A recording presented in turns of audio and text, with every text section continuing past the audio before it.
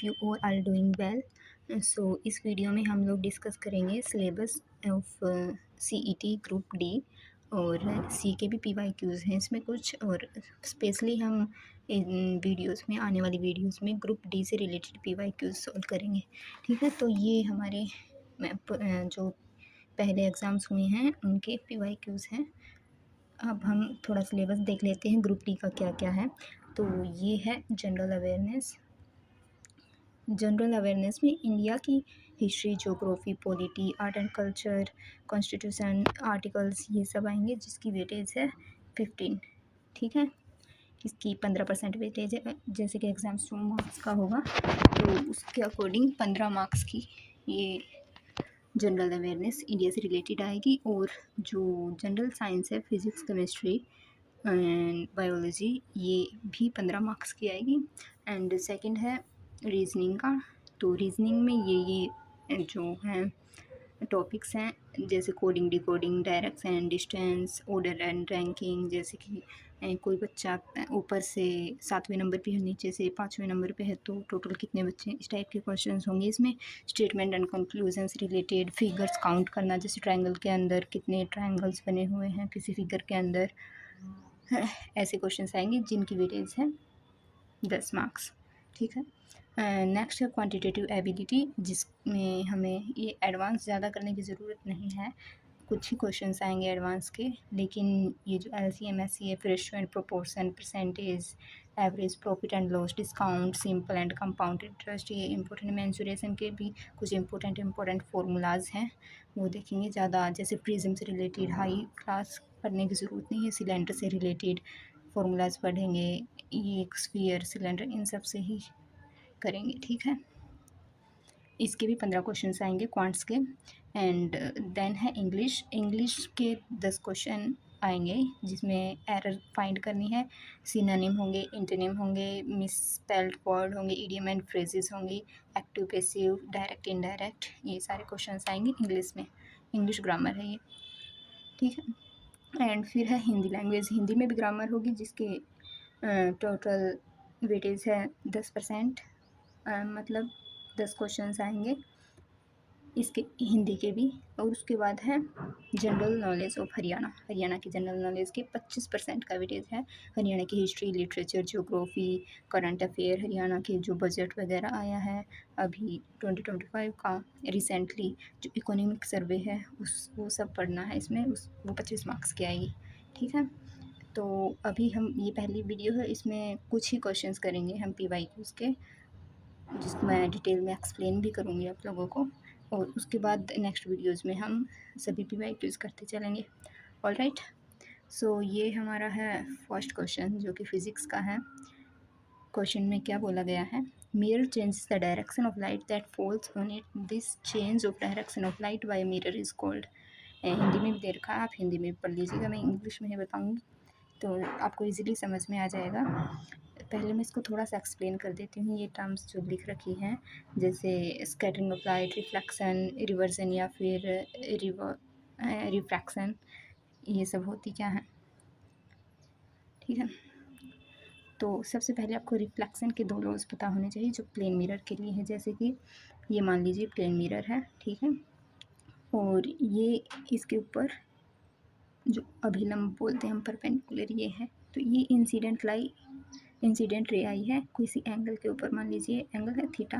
ठीक है, तो इतने ही एंगल पे ये रिफ्लेक्ट हो जाएगी, एंगल थीटा पे ही। अब रिफ्लेक्शन, ये हुआ रिफ्लेक्शन।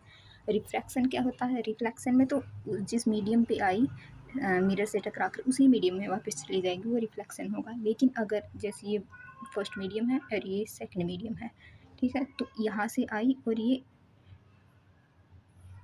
दूसरे मीडियम में चली गई लाइट किसी और एंगल पे, ठीक है, एंगल ऑफ रिफ्रैक्शन आर मान दिया, तो ये रिफ्रैक्शन होता है। और स्कैटरिंग का कॉन्सेप्ट कहा था, जैसे प्रिज्म हो गया, प्रिज्म के ऊपर लाइट जब गिरती है तो वो स्कैटर हो जाती है, विबग्योर बनता है ना, वो स्कैटरिंग का ही एग्जाम्पल है।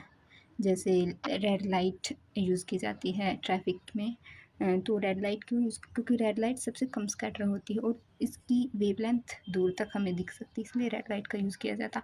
और स्कैटरिंग का एक एग्जांपल है आसमान का रंग नीला क्यों होता है, बिकॉज़ जो बाकी सब लाइट्स हैं वो स्कैटर कर जाती है, सिर्फ ब्लू लाइट स्कैटर नहीं कर पाती, जो जिसके कारण हमें आसमान का रंग नीला दिखाई देता है। ठीक है, तो ये क्वेश्चन है। तो क्वेश्चन में यही पूछा गया है कि जब लाइट इंसिडेंट हुई और वापस चली गई उसी मीडियम में, तो उसको क्या बोलेंगे हम। ठीक है, तो देखिए, the mirror change the direction of light that falls on it, इसको बोलते हैं हम लोग रिफ्लेक्शन। ठीक है, ये फर्स्ट क्वेश्चन हो गया। फर्स्ट क्वेश्चन का सी आंसर रिफ्लेक्शन होगा। सेकंड क्वेश्चन है बायोलॉजी से रिलेटेड। सेकंड क्वेश्चन में क्या बोला गया है, बस ये जीव के नाम दे रखे, ऑर्गेनिज्म के नाम, और सांस लेने का अंग कौन सा है उनका ये बोला। जैसे इंसान हम फेफड़े से सांस लेते हैं, तो पहले ए को इस फेफड़े के साथ मैच कर लीजिए। अब ऑप्शंस के साथ एलिमिनेट भी इजीली कर सकते हैं, क्योंकि बाकी में सब ई दे रखा है और मनुष्य का फेफड़ा ई डी। एक्चुअली इसमें जो सोल्यूशन दे रखा है उसके हिसाब से ये ऑप्शन डी करेक्ट नहीं है, कुछ गड़बड़ है इसमें।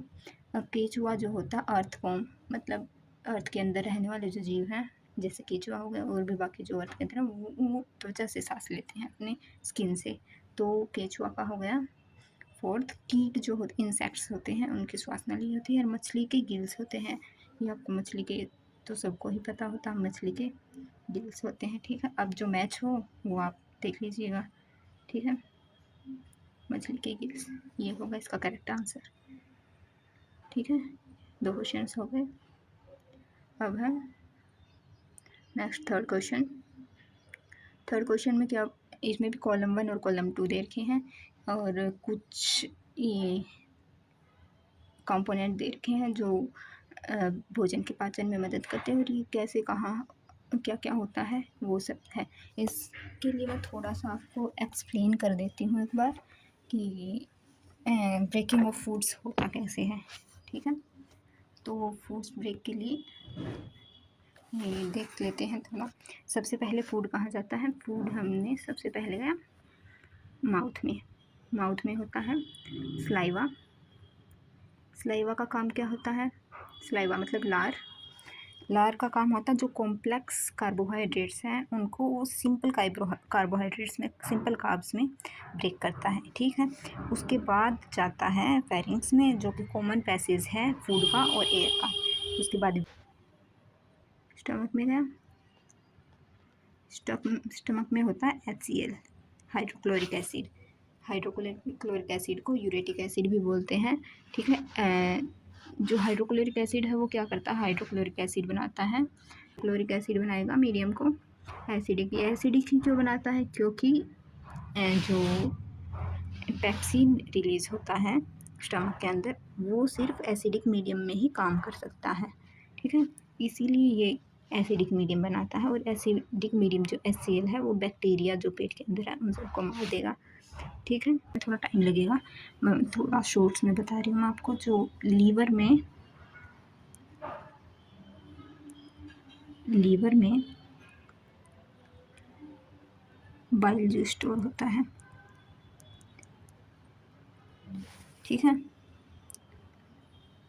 जो कि फैट जो है वसा को उसको ब्रेक करता है और जो मीडियम को बेसिक बनाता है, क्योंकि आगे का प्रोसेस जो है उसके लिए बेसिक मीडियम की ज़रूरत होती है।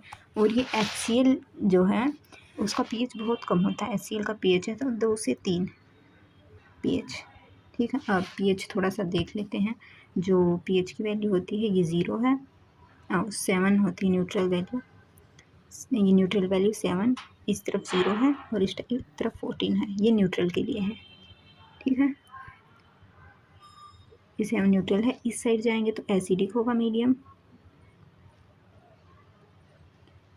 और इस तरफ जाएंगे तो बेसिक होगा। तो HCl का जो pH है वो 2 से 3 मतलब काफ़ी कम है, लेकिन फिर भी स्टमक को ये डैमेज नहीं करता। तो उसके लिए क्या होता है, म्यूकस मेम्ब्रेन होती है जो HCl की एसिडिटी से पेट को बचाती है, आउटर मेम्ब्रेन टाइप की होती है, ठीक है। तो बस इतना ही याद रखना है आपको। हाँ, एक और चीज़, जो लीवर का कलर होता है, लीवर डार्क रेड कलर का होता है,